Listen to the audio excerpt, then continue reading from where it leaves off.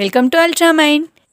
இந்த வீடியோவில் புதுசாக இங்கிலீஷ் லேர்ன் பண்ணணும் அப்படின்னு ஸ்டார்ட் பண்ணியிருக்க ஒரு பிகினருக்கும் இல்லை நம்ம வீட்டில் இருக்கிற கிட்ஸுக்கும் யூஸ் ஆகிற சின்ன சின்ன சென்டென்ஸை தான் பார்க்க போகிறோம். வீடியோக்குள்ளே போகிறதுக்கு முன்னாடி நம்ம சேனலை சப்ஸ்கிரைப் பண்ணாதவங்க சப்ஸ்கிரைப் பண்ணிவிடுங்க. First sentence. இப்போ நம்ம ஃப்ரெண்ட்ஸோ இல்லை நமக்கு தெரிஞ்சவங்களும் ஏதாச்சும் ஒரு விஷயத்த சொல்லி இதை பற்றி ஏதாவது ஐடியா கூட இல்லை இதை பற்றி ஏதாவது ஒரு முடிவு சொல்லு அப்படின்லாம் சொல்கிறாங்கன்னா அப்போ வந்துட்டு நம்ம சொல்லுவோம் இல்லையா, எனக்கு யோசிக்கிறதுக்கு கொஞ்சம் டைம் கொடு அப்படின்லாம். இந்த எனக்கு யோசிக்கிறதுக்கு கொஞ்சம் டைம் கொடு அப்படிங்கிறத give me some time to திங்க்னு சொல்லலாம். Next sentence. இப்போ ஃப்ரெண்ட்ஸோ எல்லோரும் பேசிகிட்டு இருக்கிறப்ப யாராவது ஒருத்தவங்க மட்டும் எதுவும் பேசாமல் எதை பற்றியாவது யோசிச்சுட்டு இருக்காங்க அப்படின்னா அப்போ வந்துட்டு கேட்போம் இல்லையா, நீ எதை பற்றி யோசிச்சுட்டு இருக்க, என்னாச்சு உனக்கு அப்படின்லாம். இந்த நீ எதை பற்றி யோசிச்சுட்டு இருக்க அப்படிங்கிறத வாட் ஆர் யூ திங்கிங் அபவுட்னு கேட்கலாம்.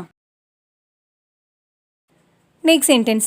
இப்போ ஒர்க் முடிஞ்சு வீட்டுக்கு போகிறப்பையோ இல்லை ஃப்ரெண்ட்ஸாக எல்லோரும் மீட் பண்ணிவிட்டு போகிறோம் அப்படின்னா நம்ம கேட்போம் இல்லையா, நான் வேணா உன்னை வீட்டில் ட்ராப் பண்ணவா, நீ என் கூட வா அப்படின்லாம். இந்த நான் உன்னை ட்ராப் பண்ணவா அப்படிங்கிறத கேன் ஐ ட்ராப் யூன்னு கேட்கலாம்.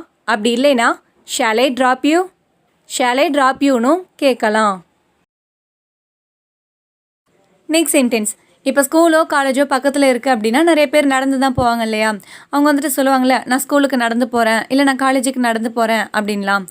இந்த நான் ஸ்கூலுக்கு நடந்து தான் போகிறேன் அப்படிங்கிறத ஐ கோ டு ஸ்கூல் ஆன் ஃபுட்னு சொல்லலாம். Next sentence. இப்போ ஏதாச்சும் ஒரு மீட்டிங்கோ இல்லை ஏதாவது ஒரு ஃபங்க்ஷனோ இருக்கிறப்ப சப்போஸ் அந்த டைமில் வேறு ஏதாவது நமக்கு ஒர்க் வருது அப்படின்னா அப்போ வந்துட்டு சொல்லுவோம் இல்லையா, நீங்கள் எல்லோரும் முன்னாடி போங்க, நான் வேலையை முடிச்சுட்டு கரெக்ட் டைமுக்கு நான் அங்கே இருப்பேன் அப்படின்லாம். இந்த நான் கரெக்ட் டைமுக்கு அங்கே இருப்பேன் அப்படிங்கிறத I will be there on டைம்னு சொல்லலாம். Next sentence. இப்போ ஒரு ஃபங்க்ஷனுக்கோ இல்லை உங்கள் வீட்டுக்கோ நம்மளை இன்வைட் பண்ணுறாங்க இல்லை நம்ம வீட்டிலே எங்கேயாவது வெளில கூப்பிடுறாங்க அப்படின்னா நம்ம போகிறதுக்கு இன்ட்ரெஸ்ட் இல்லை அப்படிங்கிறப்ப சொல்லுவோம் இல்லையா, எனக்கு வரதுக்கு விருப்பம் இல்லை, நீங்கள் வேணால் போயிட்டு வாங்க அப்படின்னு. இந்த எனக்கு வரதுக்கு விருப்பம் இல்லை அப்படிங்கிறத I am not willing to கம்னு சொல்லலாம். Next sentence. இப்போ சில பேருக்குலாம் வந்துட்டு நிறையா ஃப்ரெண்ட்ஸ் இருக்க மாட்டாங்க, ரொம்ப கொஞ்சமாக தான் ஃப்ரெண்ட்ஸ் இருக்காங்க அப்படின்னா அவங்க வந்துட்டு சொல்லுவாங்க இல்லையா, எனக்கு ஃப்ரெண்ட்ஸ்லாம் கொஞ்சம் பேர் தான் இருக்காங்க அப்படின்னு. இந்த எனக்கு ஃப்ரெண்ட்ஸ் கொஞ்சம் பேர் தான் அப்படிங்கிறத I have only a few friendsனு சொல்லலாம். Last sentence. இப்போ எங்கேயாவது வெளியூர் போகிறோம் அப்படின்னா ஒரு கரெக்ட் டைமுக்கு ஒரு பஸ்ஸையோ ட்ரெயினையோ பிடிக்கணும், அப்படிலாம் ஏதாச்சும் ஒரு மீட்டிங்கோ ஒரு கரெக்ட் டைமுக்கு அட்டன் பண்ணணும் அப்படின்னா அப்போ வந்துட்டு நம்ம மார்னிங்கே சொல்லிட்டு இருப்போம் இல்லையா, நாங்கள் கரெக்டாக 10 மணிக்கெலாம் இருக்கணும், என்னை சீக்கிரமாக காலைல எழுப்பி விடு அப்படின்லாம். இந்த நான் 10 மணிக்குள்ளே அங்கே இருக்கணும் அப்படிங்கிறத I have to be there by 10 o'clockனு சொல்லலாம்.